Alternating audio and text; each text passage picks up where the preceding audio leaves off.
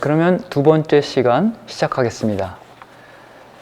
아까 말씀드렸던 것을 한번 정리해 보면은 먼저 캐년의 발굴을 말씀을 드렸습니다. 그리고 캐년의 발굴과 연관해서 워런 샤프트 얘기를 해드렸고, 그 다음에 쉴로라는 사람의 발굴을 말씀드렸습니다. 그래서 그 발굴 지역이 다 그 다윗성의 동평 경사면이 됩니다. 세 번째 말씀드릴 분은 크라우푸트라는 분의 발굴인데, 이분은 그 다윗성의 서편, 그러니까 아까 제가 예루살렘의 지형을 말씀드릴 때에 동편에 키드론 계곡이 있었고 남서쪽으로 힌놈 계곡이 있었고 그 중간에 작은 계곡이 하나 있었는데 그 이름이 티로페온 계곡이라고 말씀을 드렸습니다. 그래서 다윗성이라고 하면은 키드론 계곡과 티로페온 계곡 위에 있는 언덕을 말하게 되는 것이죠. 이것을 이제 성경에서는 시온 산성 또는 시온 이렇게 이제 부르는 것인데, 아까 캐년과 실로는 이 다윗성의 동편 경사면을 발굴했다면, 지금 말씀드리는 크라우푸트라는 분은 서편 쪽, 그러니까 티로페온 계곡 쪽을 발굴을 했는데, 거기서 무엇을 발견을 했냐면은 성벽을 발견했고, 그 성벽 사이에 하나의 성문이었을 것으로 추정하는 진입로를 발견을 했어요.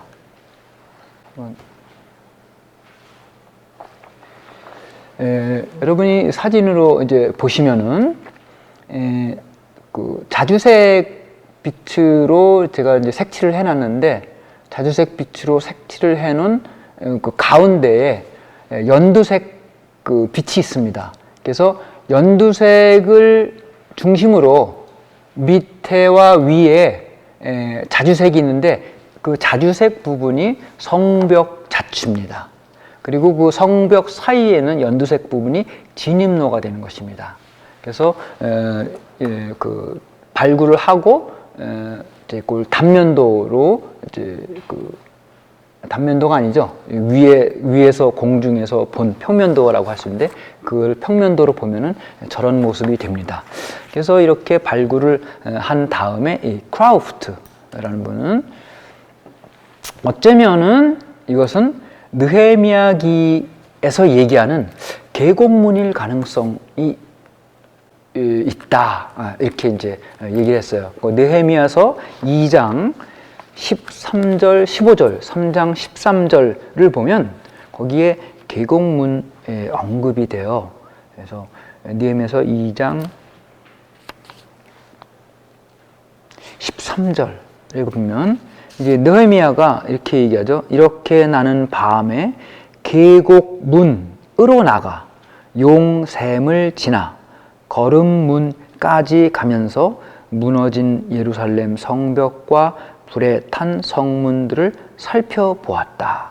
또 15절에 보면 나는 그 밤에 골짜기를 따라 올라가면서 성벽을 살펴본 다음 돌아서서 골짜기 문으로 되돌아왔다. 우리 성경에는 골짜기 문으로 되어 있는데 이건 조금 나중에 손을 봐야 될 것 같아요. 왜냐하면 히브리 말에는 아까 계곡문이라고 한 그 히브리 말하고 똑같은 말이거든요. 근데 왜 하나는 계곡문으로 하고 하나는 골짜기 문으로 번역을 했는지 모르겠습니다. 그 다음에 한 번 더 나오는데 3장 13절에 보면은 계곡문은 한운과 자노아 주민들이 손질하였다. 그들은 성문을 만들고 문짝과 빗장 둔태와 빗장을 만들어 달았다. 그러니까 이 느헤미야는 예루살렘에 와서 그 예루살렘 성과 예루살렘 성을 복원한 사람으로 우리가 잘 알고 있잖아요. 그래서 여기 이제 그런 말들이 나오는 것이죠. 그래서 이건 확정은 못 짓고 추정을 할 뿐인 것이죠. 발굴 이제 성벽 그 사이에 있는 진입로가 어쩌면 이 느헤미야기가 언급하고 있는 계곡문일 수도 있다 이런 것이죠. 그래서 이렇게 발굴을 한 다음에 이 크라우프트는 이렇게 해석을 합니다. 첫 번째, 청동기 시대 후기, 다시 말해서 기원전 1550년에서 1200년대와 철기 시대 제1기, 그때는 어느 때냐면 기원전 1200년부터 900년을 이제 철기 시대 제1기라는데 그 사이에 건축된 건축물이다라고 해석을 합니다. 두 번째, 요 오래된 건축물을 유다 왕조 시대에도 계속해서 사용해 왔다. 세 번째는 바빌론 유배로부터 귀환한 후에 그리고 마카베오 시대에도 계속해서 사용되었다. 그러니까 그 다음에 서기 70년 예루살렘 성전 파괴 이후에는 다시는 사용하지 않았다. 이렇게 해석을 하면서 결론을 짓습니다.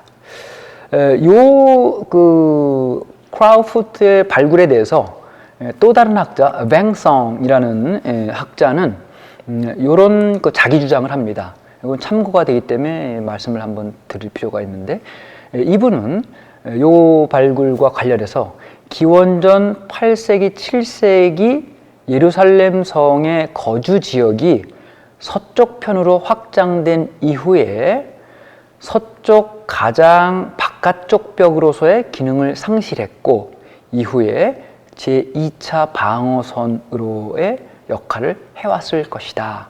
이건 이제 무슨 말이냐면은 아까 여러분이 지도를 상기해 보시면은 제가 계곡 3개를 말씀드렸잖아요.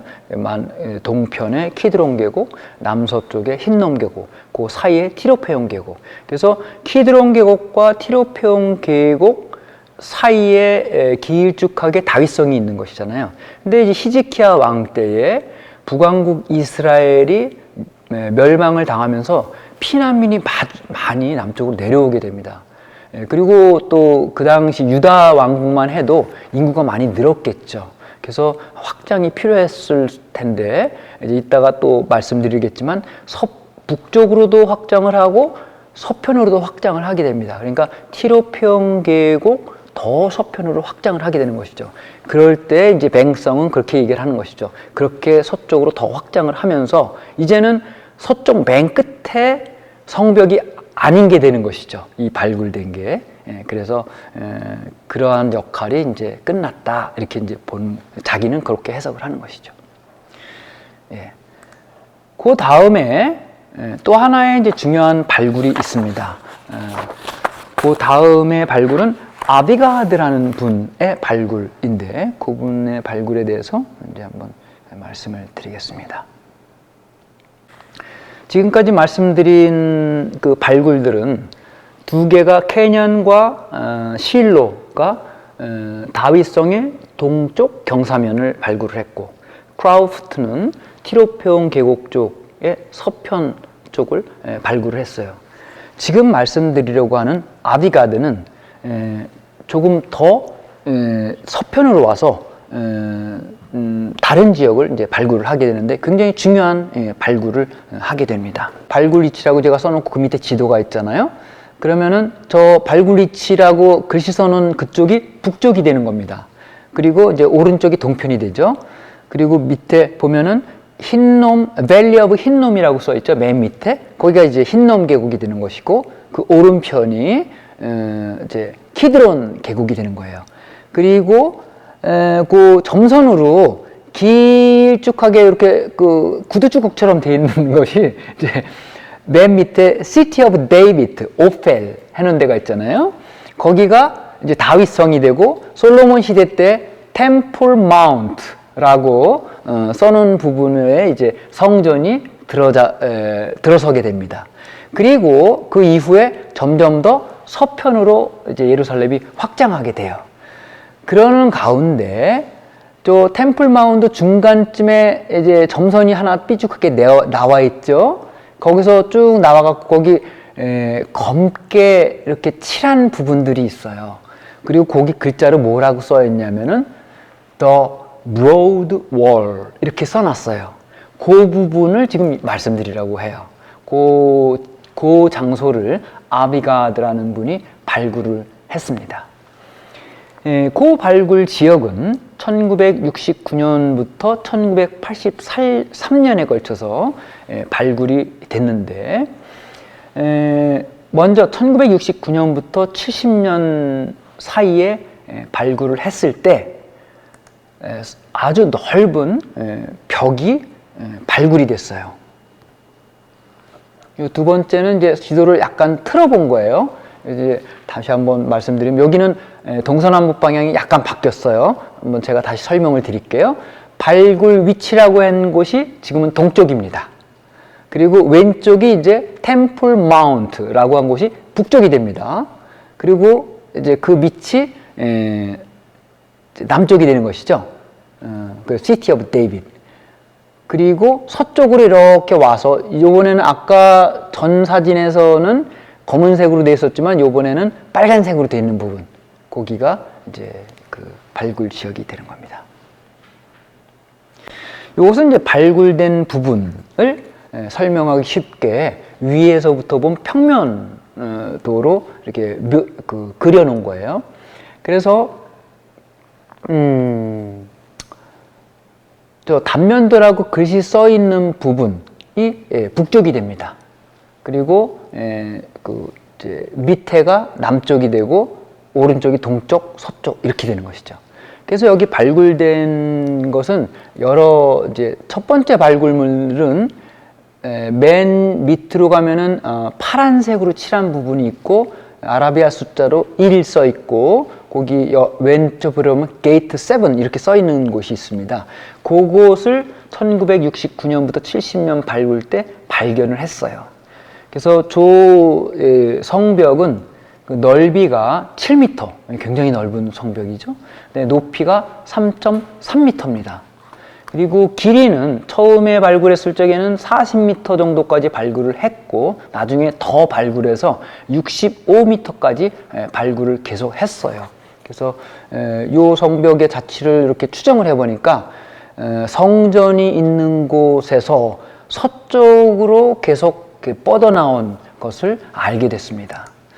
그 다음에 이제 성벽 말고 두 번째는 이 벽 근처에서 제2철기 시대의 도자기 편린들이 발견이 됐어요. 제2철기 시대라고 하면 기원전 1000년부터 587년까지를 얘기합니다. 따라서 이 벽은 기원전 8세기에서 7세기의 것이라고 볼 수가 있는 것이죠. 그 다음에 가옥들이 발견이 됐는데, 이 벽 근처에서 붕괴된 가옥들이 발견이 됐어요. 그래서 왜 붕괴됐을까, 가옥들이?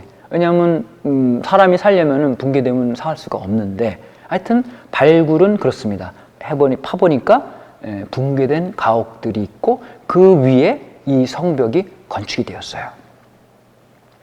그 다음에 두 번째 발굴 시기는 1980년인데, 그때는 지금 여기 사진에서 보면은 이제 파란색 성벽이 아니라 그 위로 조금 올라가면은 녹색, 검정색, 녹색 이렇게 돼 있는 게 있을 거예요. 자주색 말고 2번, 그 다음에 왼편으로 가면 3번 이렇게 번호 매긴 그걸 얘기하는 거예요. 저것이 1980년에 발굴이 된 거예요. 그래서 요 브로드 월, 처음에 발견된 1번을 그러니까 7m 너비라고 해서 브로드 월이라고 명명을 했어요. 그래서 이 브로드 월에서 약간 북쪽으로 올라간 지점에서 또 하나의 성벽이 발굴이 됐어요.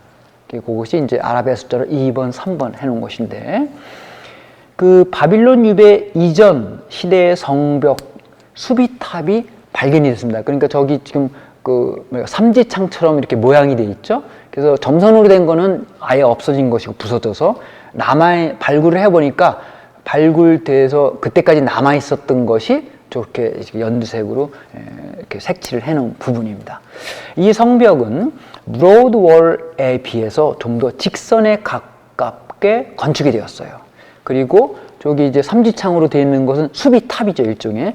그 수비탑은 이전의 성벽, 다시 말해서 브로드 월을 이용을 했습니다. 그리고 그 수비벽 근처에서 하스모네아 시대 성벽 일부도 발견됐는데 그거는 자주색으로 제가 색을 칠해놨어요. 그러니까 아라비아 숫자로 4번, 그 다음에 저쪽 왼편으로 가서 5번, 6번, 7번 그 자주색으로 색칠을 해놓은 부분, 그거는 이제 하스모네아 시대 성벽입니다. 이곳 그 성벽 수비탑과 연관된 성문이 있었는데 어쩌면 이 성문이 예레미야 예언서 39장 3절이 얘기하는 중간 성문이 아닐까 이렇게 이제 생각을 해볼 수 있는 것이죠. 예레미야 예언서 39장 3절은 뭐라고 얘기하냐면은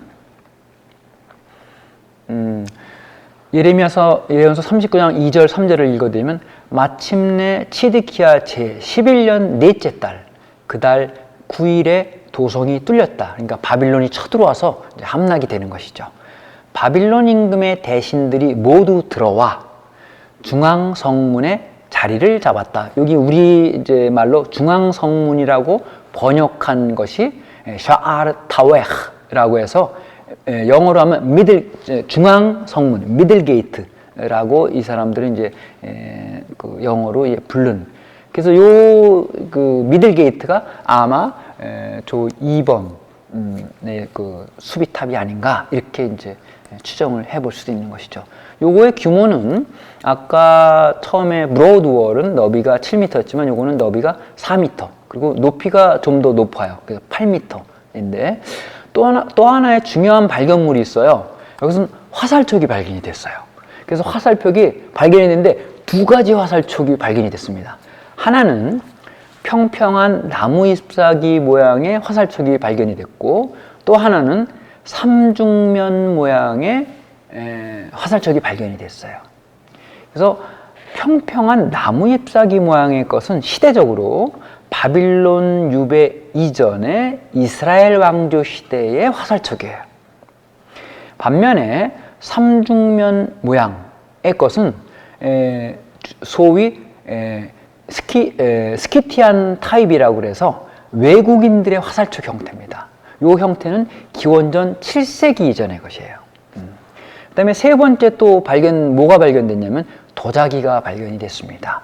그래서 이 발견된 도자기 조각은 그 기원전 8세기 이후의 것으로 보고 있습니다. 그리고 화재 흔적도 발견이 됐어요.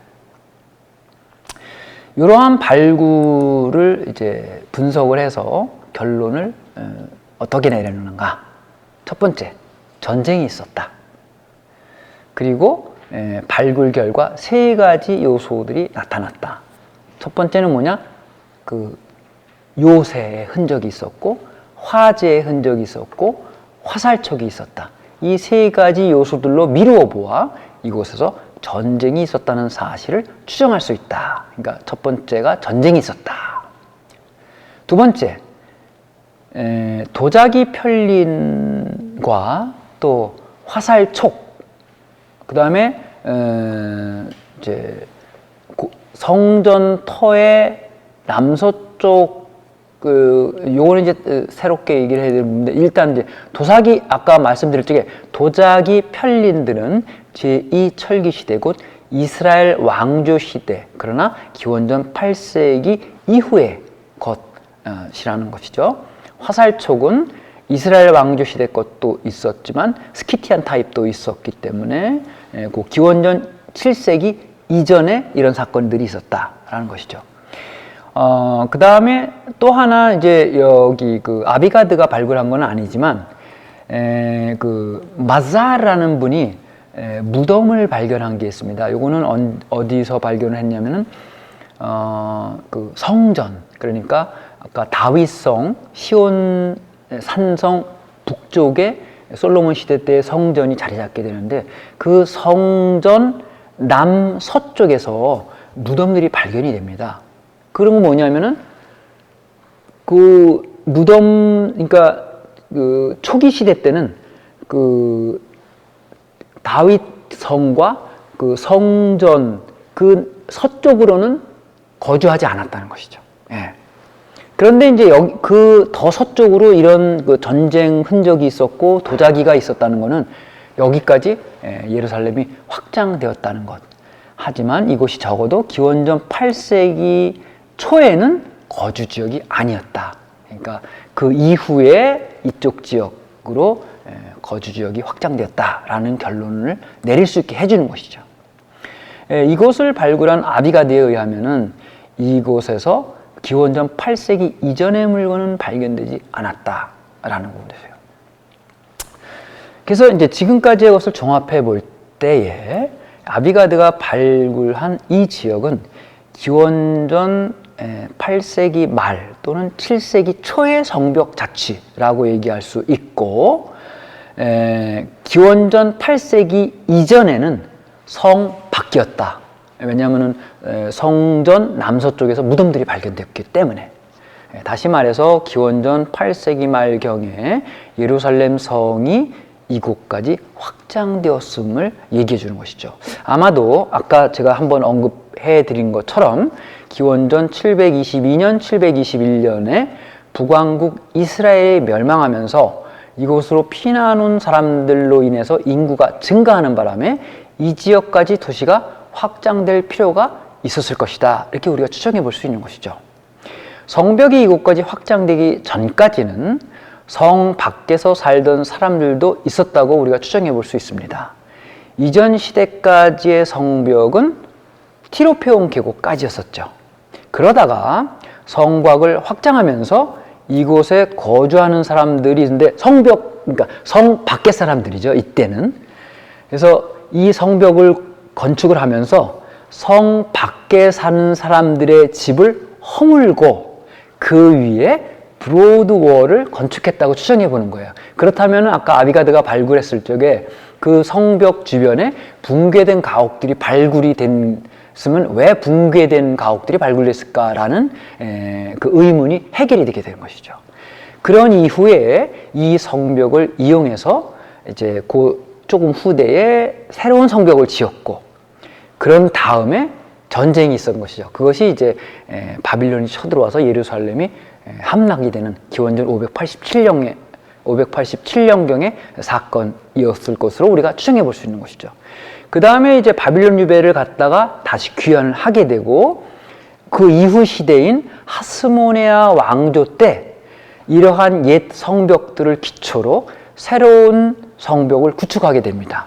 그 자체가 아까 새로운 색으로 이제 우리가 여기 아까가 아니라 지금 이제 띄워놓고 있으니까 자주색으로 표시한 거기가 하스모네아 왕조 시대 때의 성벽이 되는 겁니다. 그래서 이제 지금까지 말씀드린 것을 연대순으로 한번 정리해 보면은 티로평 계곡이 서쪽 경계였는데 그 성 밖에도 거주하는 사람들이 있었다. 그런데 이쪽 더 서쪽으로 예루살렘을 확장하고 또 그 외세 침공에 대비하기 위해서 성벽을 구축할 필요가 있어서 브로드월, 그러니까 너비 7m나 되는 그 성벽을 구축하면서 성 밖에 살고 있던 사람들의 가옥을 부서뜨려 가면서 거기에 성벽을 구축을 했다. 이렇게 볼 수 있는 것이죠. 그리고 조금 후에 새로운 성벽, 여기 이제 그림에서 보는 검정색, 연두색 그 성벽을 구축하게 되고 수비탑도 건축하게 되는데, 요것은 이제 아비가드가 이스라엘 타워라고 명명했어요. 그것을. 그리고 이제 바빌론이 쳐들어와서 함락된 다음에 바빌론 유배가 있었고, 바빌론 유배 후에 돌아와서 시간이 지나다가 나중에 이제 하스모네아 왕가가 탄생하게 되잖아요. 그 이제 마카베오 독립전쟁이 성공한 다음에 마카베오 가문이 하스모네아 왕가를 이루게 되는 것이죠. 그래서 그 하스모네아 왕가 때 다시 한번 수비벽을 구축하게 되는데, 그거는 여기 그림에 자주색으로 표현된 4, 5, 6, 7번이 되는 것이죠. 그런 식으로 시대적으로 정리를 해 볼 수 있겠습니다. 그래서 지금까지 말씀드린 것과 연관되는 성경 구절들을 한번 우리가 볼 필요가 있겠죠. 먼저 보고 싶은 것은 이사야 예언서 22장 9절에서 11절까지의 말씀인데 한번 들려드릴게요. 다윗성의 균열이 많음을 살펴 알았으며 아래저 수지의 물을 모아들였다. 그리고 너희는 예루살렘의 가옥수를 파악하고 성벽에 접근하지 못하도록 가옥들을 허물었으며 옛저 수지의 물을 받아놓기 위하여 두 성벽 사이에 저장소를 만들었다. 그 다음에 예레미야연서 아까 한번 들었죠? 하지만 다시 한번 들어보면 예레미야연서 39장 2절에서 3절을 들어보면 마침내 치드키야 제11년 넷째 달 그 달 9일에 도성이 뚫렸다. 바빌론 임금의 대신들이 모두 들어와 중앙성문에 자리를 잡았다. 이 중앙성문 아까 영어로 미들게이트라고 말씀드렸죠. 그 다음에 이 역대기 32장 1절부터 5절까지를 들려드리면 이렇게 일을 충실하게 이루어 놓은 다음이었다. 아시리아 임금 사네립이 쳐들어왔다. 그는 유다에 쳐들어와서 요새 성읍들을 점령할 생각으로 진을 쳤다. 히지키야는 사네립이 와서 결국 예루살렘을 공격하리라는 것을 알고 대신들과 용사들과 더불어 의논한 뒤 성읍 밖에 있는 샘들의 물줄기를 막기로 하였다. 그들이 임금을 지지하자 많은 백성이 모여 모든 샘과 이 땅에 흐르는 시냇물을 막았다. 히지키야는 용기를 내어 허물어진 성벽들을 모두 쌓고 탑들을 높였으며 성 밖에 또 다른 성벽을 쌓았다. 그는 다윗성 안에 있는 밀로궁을 보수하고 표창과 작은 방패도 넉넉하게 만들었다. 여기 이제 5절에 보면은 허물어진 성벽들을 모두 쌓고 탑들을 높였으며 성 밖에 또 다른 성벽을 쌓았다. 그러니까 성벽이 두 개가 되는 것이죠. 그렇게 볼 적에 아까 이사야연서 22장 9절에서 12절에서 뭐 들어가냐면 옛 저수지의 물을 받아놓기 위하여 두 성벽 사이에 저장소를 만들었다. 그러니까 여기 두 성벽 얘기가 나와요. 그래서 이 얘기하는 두 성벽은 아마 히지키야 시대 때의 성벽을 또 하나 세우면서 그 두 성벽 사이를 얘기하는 것이 아닐까 이렇게 이제 우리가 추정해 볼 수 있는 것이죠. 또 다른 이제 성경 구절을 들어보면은 이역대기 33장 14절인데 이런 일이 있고 난 뒤 므낫세는 기혼샘 서쪽 골짜기에서 물고기문 입구에 이르기까지 오페를 돌아가며 다윗성의 외곽 성벽을 쌓고 그 성벽을 매우 높이 올렸다. 그리고 유다의 모든 요새 성읍에 군대 장수들을 배치하였다. 그 다음에 이제 예루살렘 함락과 연관된 구절 둘을 한번 들어보시겠습니다. 첫 번째 것은 이열왕기 25장 8절에서 10절 말씀입니다.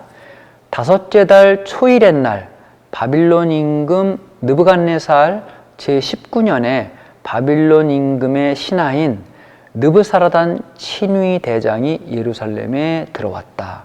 그는 야훼의 성전과 왕궁과 예루살렘의 모든 집을 태웠다. 이렇게 그는 큰 집을 모두 불태워 버렸다. 또한 친위 대장이 이끄는 갈대아인들의 모든 군대는 예루살렘 성벽을 돌아가며 허물었다. 그러니까 이때 이제 성벽 허물고 불타고 그런 흔적을 이제 아비가드가 브로드월 근처에서 이제 발굴하게 된 것이죠. 두 번째 성경은 이역대기 36장 17절과 19절입니다. 그리하여 그분께서 갈대아인들의 임금을 그들에게 올려보내시어 그들은 하느님의 집을 불태우고 예루살렘의 성벽을 허물었으며 궁들을 모두 불에 태우고 값진 기물을 모조리 파괴하였다. 보충적으로 한번 설명을 해드리면은 아비가드는 바빌론 유배로부터 막 귀환한 시대에 자취 또한 발견하지 못했다고 그래요. 이것에 대해서 많은 사람들은 귀환 후에 이곳 곧 예루살렘의 서쪽 언덕에는 사람들이 거주하지 않았을 것으로 추정하는 것이죠. 그러니까 히지키야 왕 시대 때에 다윗성이 티로페옹 계곡의 더 서쪽으로 확장이 되긴 했지만 바빌론이 들어와서 예루살렘이 이제 함락을 당한 다음에 바빌론 유배를 가게 되잖아요. 그런 다음에 약 50년 후에 다시 돌아옵니다. 그리고 이제 느헤미야기, 에즈라기가 우리에게 전해주는 것처럼 복구를 하게 되잖아요. 허물어진 성전을 쌓고 예루살렘 상을 쌓는데 옛 히즈키야 왕시대 때의 그런 확장된 넓은 예루살렘이 아니라 축소된 예루살렘, 다시 말해서 다윗 솔로몬 시대 때의 그 좁은 다윗성 그 부분만을 복구하게 되는 것이죠. 그렇기 때문에 아비가드는 바빌론 유배로 돌아온 시대 때의 자취는 자기가 발견하지 못했다고 말을 하는 것이죠. 그래서 그런 거를 감안할 적에 바빌론 유배에 돌아와서는 이쪽 지역은 아직 살지를 않았다라는 것을 우리가 추정해 볼 수 있는 것이죠. 그런 후에 시대가 좀 지나서 하스모니아 왕조 시대 때의 성벽이 발굴된 것은 조금 시간이 지나서 하스모니아 왕조에 와서야 비로소 이쪽 지역에 거주를 시작했다라고 우리가 추정해 볼 수 있습니다. 이렇게 해서 아비가드의 이제 발굴을 얘기를 해봤습니다. 아까 이제 강의 첫 번째 제가 고대 중동의 그 도시의 경계를 알기 위해서는 중요한 세 가지가 있다고 말씀을 드렸습니다. 성벽 자치, 상수 시설, 그리고 무덤인데요. 그래서 성벽은 이제 이 정도 우리가 이제 보고, 두 번째로 상수 시설은 어떤 형태를 띠고 있었는가를 한번 살펴보겠습니다. 그리고 이제 필요할 적에는 또 그 근처에서 발굴된 뭐 성벽이라든지 무덤이라는 것도 그때그때 말씀을 드릴 텐데, 먼저 그 가장 중요한 그 수원지는 기혼샘입니다. 기혼샘은 동평경사면 밑에 있어요. 그 동평경사면 밑에 있던 것이 옛날 고대에는 아까 말씀드린 워런스 샤프트, 워런스 수직갱도를 통해서 물을 길어 올렸다가 나중에는 그 기온샘으로부터 물기를 내게 돼요. 그래서 물기를 내 갖고 오늘날의 실로암이라고 부르는 지역으로 물이 올 수 있게끔 만들어요. 그래서 요거는 실로암 실로암 채널이라 그래요. 물길이라고. 터널이 아니라, 터널은 그 땅 속으로 한 것을 터널이라고 그러는데 요거는 채널이라고 합니다. 그래서 실로암 수로가 있었어요. 그 다음에 히즈키야 왕 시대 때 와서는 이제 적의 공격에 대비해서 기온샘으로부터 적의 공격으로부터 방비를 하기 위해서 땅 속으로 지하 수로를 만들게 되는 겁니다. 이것이 그 유명한 히즈키야 터널이 되는 겁니다. 그런 것에 대해서 한번 보겠습니다. 이것은 좀 이제 제가 그 사진이 이제 부족해갖고 했는데 왼쪽 부분이 조금 검해서 잘 안 나오지만 하여튼 제 설명을 좀 잘 따라오세요. 여기 보면은 오른쪽이 여기서 북쪽이 되는 거예요. 그리고 저 검은 부분이 남쪽이 되고요. 그다음에 윗부분이 서쪽이 되고 밑에 부분이 동쪽이 됩니다. 그래서 여기 밑에 보면은 잘 보면 기혼 스프링이라고 영어로 써놓은 데를 보실 수 있을 겁니다. 그리고 그 왼편으로 보면 키드론 밸리 이렇게 써놨잖아요. 그래서 이제 맨 밑에가 동쪽이니까 여기가 키드론 계곡이 되는 것이죠. 그래서 그 기혼 스프링, 기혼 샘이 있고, 그 조금 위로 올라가면 오른편에 워런스 샤프트라고 영어로 적혀 있는데, 아까 말씀드린 그 워런스 샤프트가 있어요. 고대에는 저 워런스 샤프트를 통해서 물을 길어 올렸던 것이죠. 그리고 그 위에 보면 시티 월이라고 한 거 표시는 이제 발굴해낸 결과 옛날에 성벽이 거점에 위치하고 있었던 것이죠. 그리고 워런스 샤프트는 성벽 밖에 있지만 그 통로는 비밀 입구, 거기에 도달하는 입구는 그 시티 월 안쪽에 있는 것을 여기 볼 수 있을 겁니다. 그런데 이제 여기 보면 기혼 스프링에서 왼편으로 점선으로 이렇게 표시된 부분이 있는 것을 왼편으로 따라 내려가시다 보면은 영어로 실로암 채널이라고 써놓은 거 있을 겁니다. 그것이 이제 실로암 수로가 됩니다. 그래서 기혼 스프링부터 실로암 채널이라고 쏜 그 검은 점선을 쭉 따라 내려가시면은 좀 왼쪽에 어둡게 나오긴 했지만 쭉 따라 내려가시다가 위로 꺾어지게 됩니다. 맨 밑에서. 그리고 올라가면은 잘 보이진 않지만 저 위에 글자로 써놓은 곳이 있는데 그가 이제 실로암 풀이 돼요. 그래서 실로암 못. 우리가 또 신약에 요한복음에도 실로암 못이라고 이제 나오는 그 실로암 못이 돼요. 그래서 그 다음 시대 때, 다시 말해서 워런스 샤프트를 통해서 물을 길어오던 시대가 지나서 후대에는 좀 더 용이하게 기혼 샘으로부터 물기를 내서 실로암 저수고까지 올 수 있게 채널을 건축을 했던 것이죠. 그 다음 시대 때는 이제 더 발달된 물길을 내게 되는데 그것이 일명 히즈키야스 터널이라고 하는 것인데 이번에는 이제 기온 스프링에서 왼편으로 가지 않고 위편으로 올라가 봅니다. 여기 지금 실선으로 표시가 됐어요. 거기를 한번 따라가 올라가 보면 쭉 올라가면 오른쪽에 워런 샤프트라고 써 있고 시티 월이라고 써 있는데 그 실선을 쭉 따라가다 보면 위로 올라가다가 약간 왼편으로 꺾어지죠. 그런 다음에 다시 아래편으로 꺾어지는 그 위에 영어로 뭐라고 써 있냐면 히즈키야스 터널이라고 써 있습니다. 그 실선을 따라가는 거예요, 우리가. 그 쭉 따라가다 보면 또 시티 월이라고 하는 거는 성벽 자치고, 그래서 그 실선을 쭉 따라가서 보면은 왼편으로 가다가 다시 위쪽으로 올라가게 되죠. 위쪽으로 올라가서 따라가 보면 결국 도착지는 실로암 풀이 됩니다. 이것이 히즈키야 왕 때에 건립된 히즈키야 터널이에요. 일단 이제 요 사진을 먼저 보셨고, 요거는 이제 사진이 조금 이제 검은 부분이 있고 그래서 지도상으로 이제 보면은 맨 오른쪽이 키드론 밸리, 그러니까 키드론 계곡이잖아요. 그러면 저기 2번이라고 써 있는 데에서 밑으로 조금 내려오다 보면은 영어 알파벳으로 E가 있는데 거기 한 번 더 내려오면 A라고 표시된 부분이 있습니다. 그 A가 기혼샘이에요.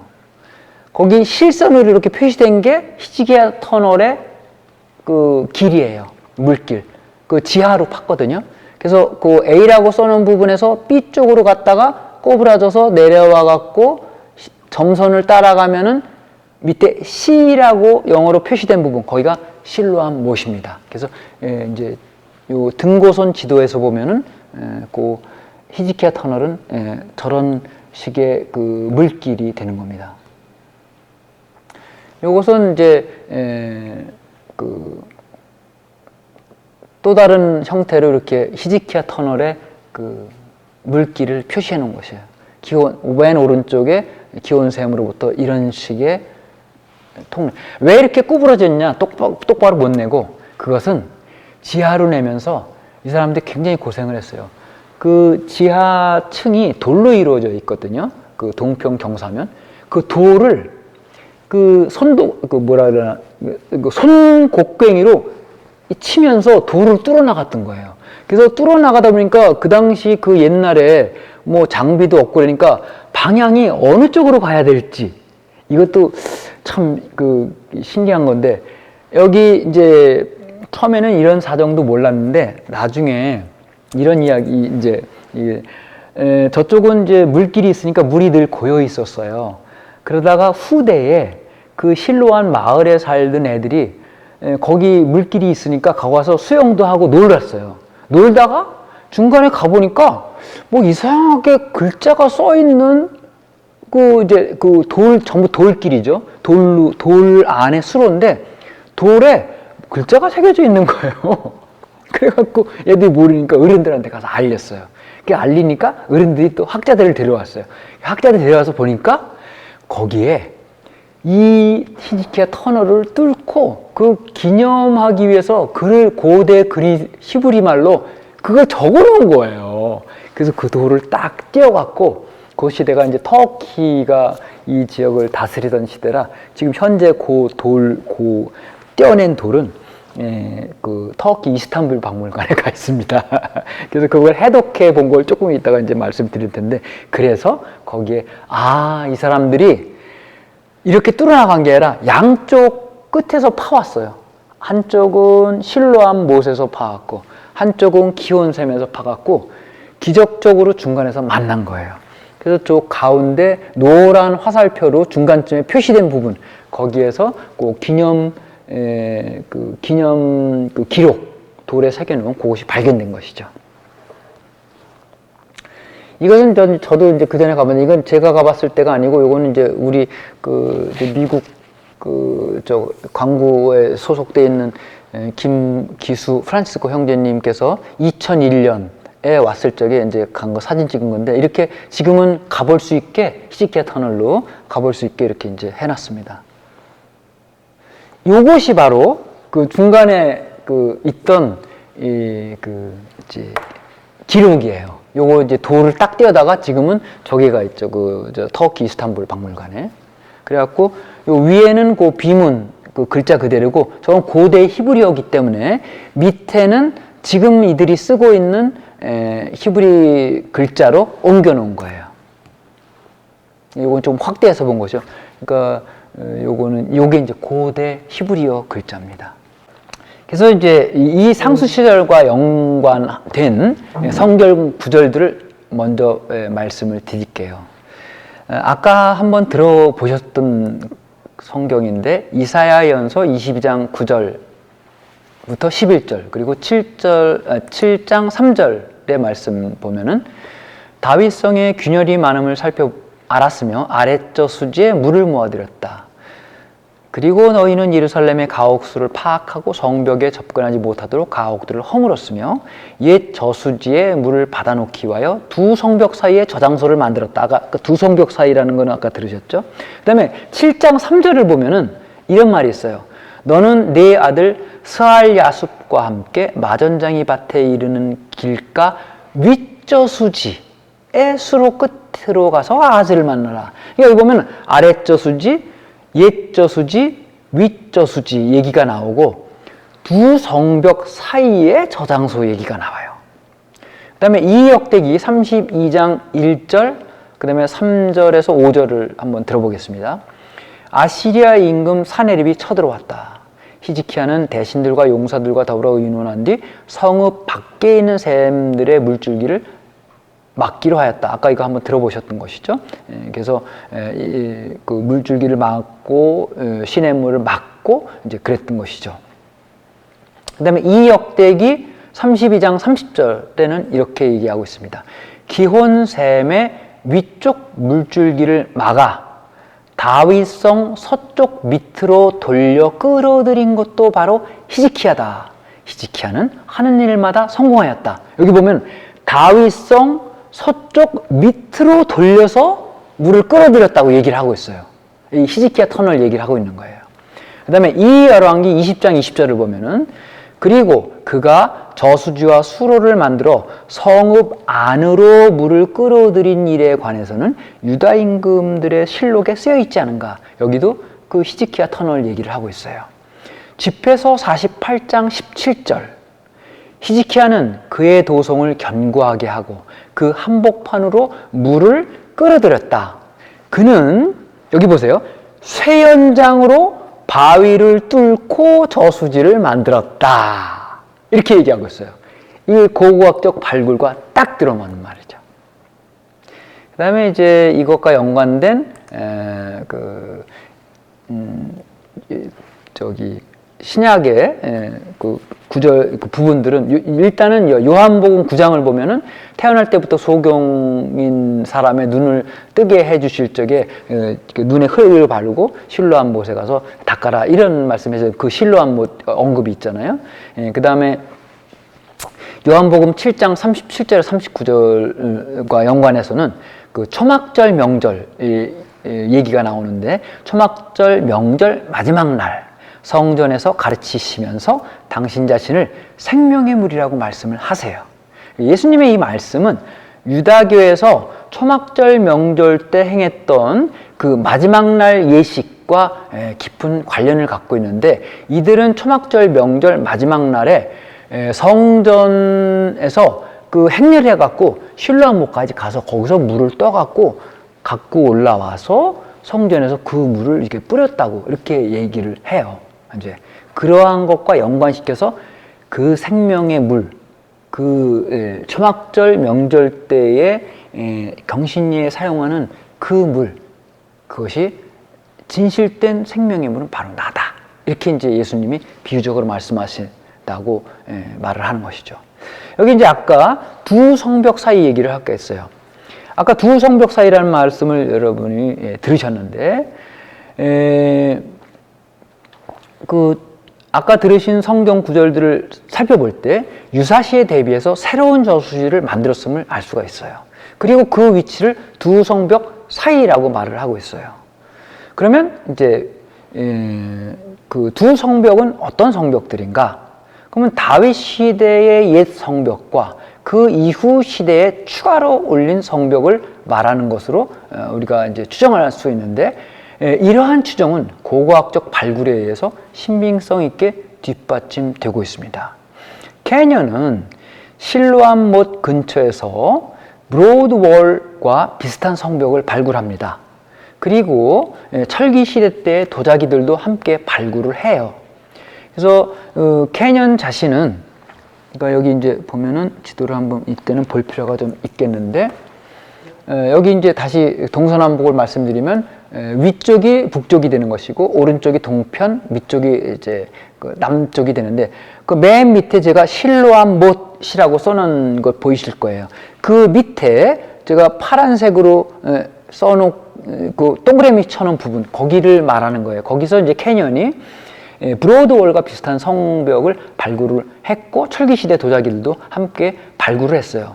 캐년 자신은 이 성벽을 서기 1세기 것이다 라고 해석을 했어요. 하지만 오늘날 이 성벽은 그 캐년의 해석과는 달리 이스라엘 왕정시대의 것으로 해석을 하고 있고, 특히 브로드월을 발굴했던 그 아비가드는 그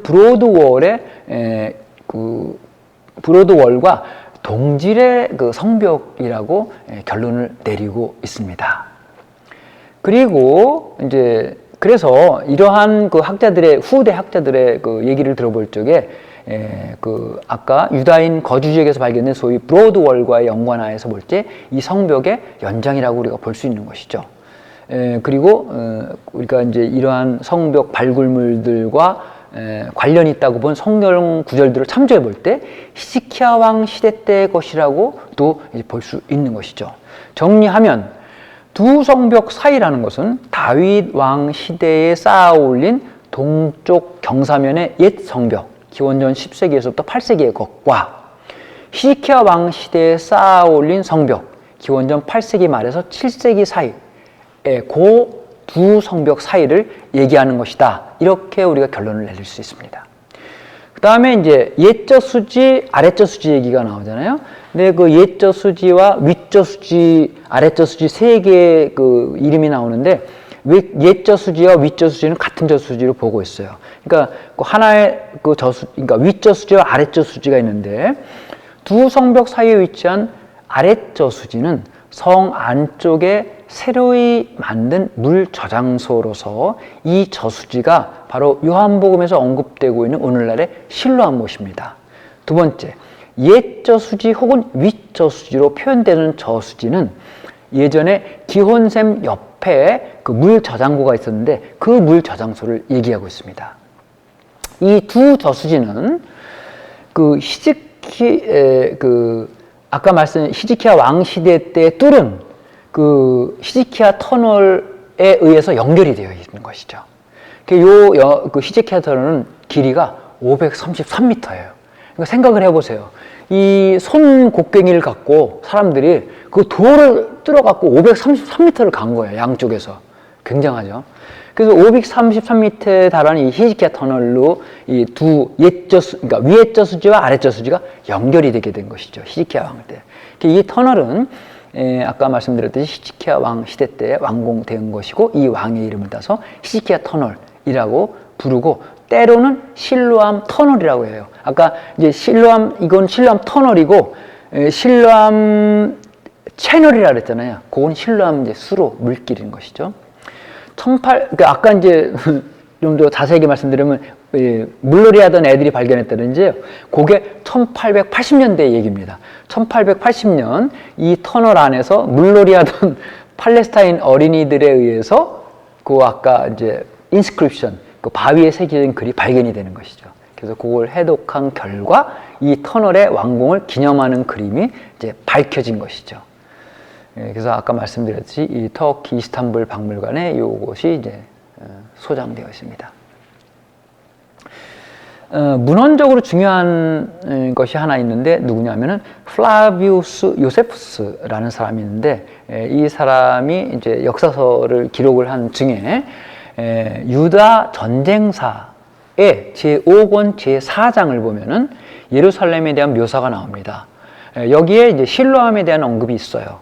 그래서 그 요세푸스는 뭐라고 하냐면 윗도시와 아랫도시를 가르는 치즈 장수들의 계곡이 실로암 목까지 뻗어 있다고 얘기를 해요. 근데 이 사람이 말하는 치즈 장수들의 계곡은 티로페온 계곡을 가리킵니다. 그래서 티로페온 계곡 밑에 실로암 못이 있다는 것을 이 요세푸스도 증언을 하고 있는 것이죠.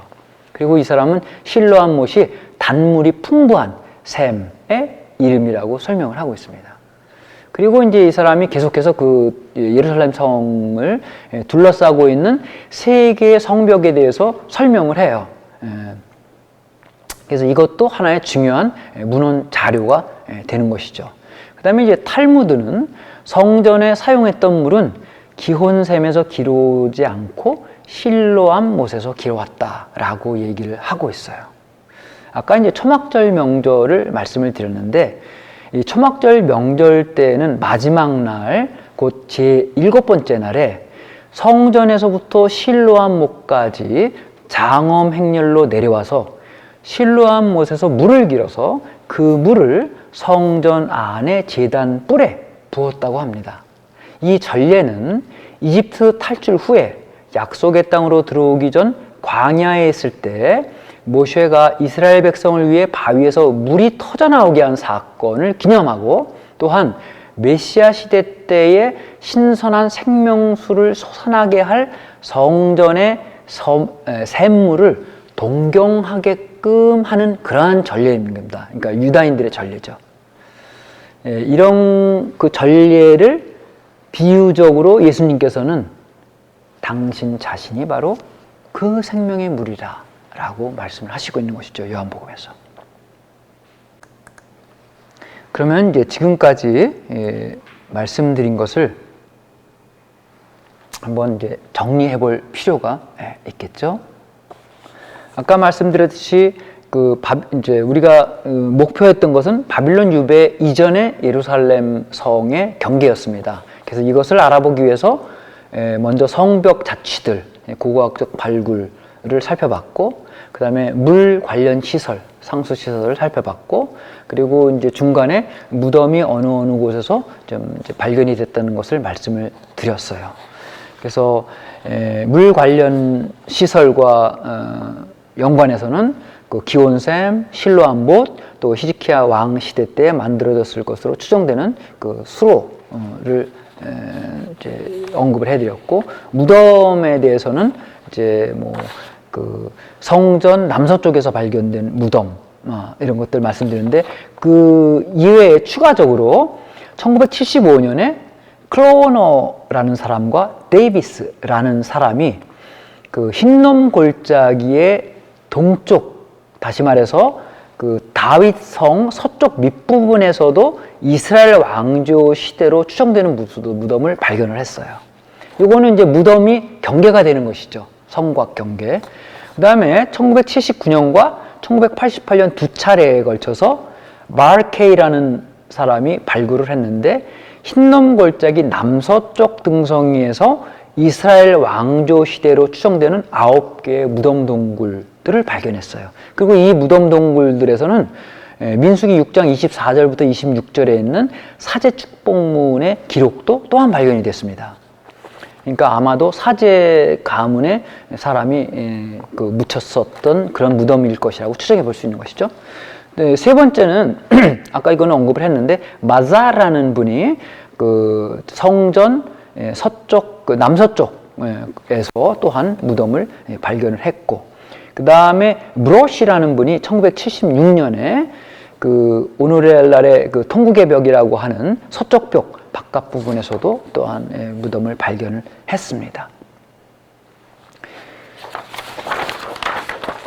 그래서 이렇게 지금까지 말씀드린 것을 종합해 볼 적에 그 바빌론 유배 이전에 예루살렘 성벽 경계는 그 예루살렘 남서쪽, 곧 오늘날 시온산인 부근을 포함했다고 보는 것인데, 이제 먼저 요것은 이제 먼저 보여드린 거는 그 다윗 시대 때는 저 위에 지금 실선으로 되어 있는 거는 오늘날의 올드 시티입니다. 그리고 그 밑에 지금 이제 그 흑선으로 이렇게 표시된 그것이 이제 다윗 시대의 다윗성이 되는 것이고, 솔로몬 시대 때는 북쪽으로 확장이 되는 것이죠. 그리고 북쪽에 이제 성전이 자리 잡게 되는 것이고, 그 이후 시대 바빌론 유배 전까지는 서쪽으로 이제 확장이 되게 된다고 우리가 볼 수 있습니다. 네, 이걸 보시고, 그렇게 볼 적에 지금 북쪽에서는 또 템플이라고, 마운트 사이온이라고 이렇게 써 있는 거기에서 자주색으로 이렇게 표시된 부분 있잖아요. 지금 전체는 그래서 파란색, 하늘색으로 제가 표시를 했어요. 그래서 하늘색으로 저 맨 꼭대기가 이제 북쪽이 되는데, 그 하늘색이 다시 남쪽으로 내려오게 되죠. 성전을 중심으로. 그리고 다시 서쪽으로 진행을 하게 되면 제가 빨간 글자로 아비가드라고 썼던 부분 있죠. 거기가 이제 브로드 월이 발굴됐던 부분. 그쪽으로 거쳐서 다시 저 이제 서쪽으로 가다가 남쪽으로 꺾이게 되죠. 거기는 오늘날 자파 게이트가 있는 부분입니다. 그 다음에 거기서 다시 남쪽으로 쭉 내려오게 되죠. 그 다음에 옆에 톰베라고 이렇게 써있는 거는 거기에 이제 무덤이 발굴됐던 곳이기 때문에 거기가 경계가 되는 것이죠. 그래서 남쪽으로 쭉 내려오다가 다시 흰놈 계곡 쪽으로 내려오면서 동쪽으로 꺾이게 되잖아요. 파란 선 꺾여서 실로암 못 밑부분까지 오게 되죠. 그 다음에 거기에서 다시 이제 북쪽으로 진행을 하게 됩니다. 북쪽으로 진행을 해서 저 위에 우리가 시작했던 성전에서 만나게 되죠. 그래서 지금 가장 바깥으로 표시한 파란색 선으로 표시한 요 부분이 바빌론 유배 이전에 예루살렘 성의 경계다라고 결론을 내릴 수가 있습니다. 그래서 이 경계는 요세푸스 플라비우스가 묘사하는 첫 번째 성벽의 윤곽하고 되게 맞아 들어갑니다. 그래서 플라비우스의 그 예루살렘 성 묘사가 초세기에 이루어졌고, 이 경계가 바빌론 유배 이전의 도성 경계와 거의 비슷한 점을 감안해 볼 때 우리는 바빌론 유배 이후에 오펠 지역과 성전을 포함한 지역으로 만족했던 예루살렘이 하스모니아 왕조 시대에 와서는 유배 이전의 예루살렘 규모로 서쪽으로 더 확장됐다, 이렇게 결론을 내릴 수가 있는 것이죠. 그 이후에 이제 헤롯 왕 때에 이것보다 더 확장되고, 그 이후 아그리빠 왕 시대 때는 조금 더 한층 더 확장이 되는 것이죠. 오늘 긴 시간, 그리고 또 이제 이렇게 그 좀 사진이나 화면이 조금은 이제 부족한 면이 있었는데, 그럼에도 불구하고 긴 시간 저와 함께 이렇게 동행해 주셔서 감사드립니다. 그래서 오늘 여러분과 함께 고고학적 발굴과 그 결론, 그다음에 상수시설, 그리고 무덤들, 요 세 가지 요소를 중심으로 해서 다윗 왕 시대 때부터 바빌론 유배 이전까지의 예루살렘 경계가 어떠한 것인가, 그것들을 살펴보았고, 또 요것과 연관된 성경 구절들을 우리가 다양하게 들어봤습니다. 그래서 이러한 오늘의 우리의 이 연구가 여러분들의 신앙생활에 좀 도움이 됐으면 하는 그런 마음입니다. 감사합니다.